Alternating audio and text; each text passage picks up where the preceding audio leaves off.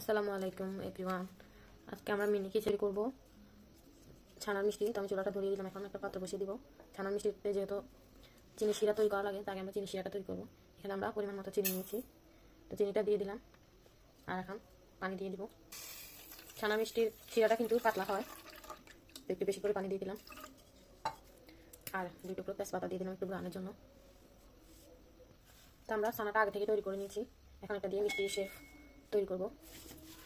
তোমরা এখান থেকে একটু করে ছানা নিব আর মিষ্টি শেপ তৈরি করব।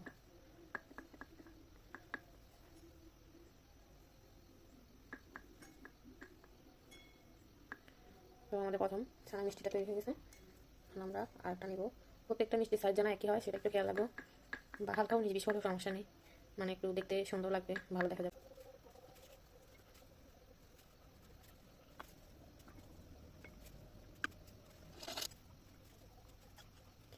তো আমার সবগুলো ছানার মিষ্টি তৈরি হয়ে গেছে মাশাআল্লাহ।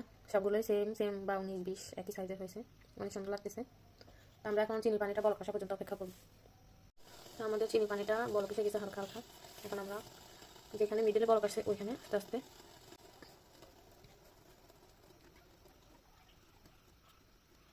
এই পর্যায়ে মিষ্টি একদম নাড়াচাড়া করা যাবে না, তাহলে এগুলো ভেঙে যাবে।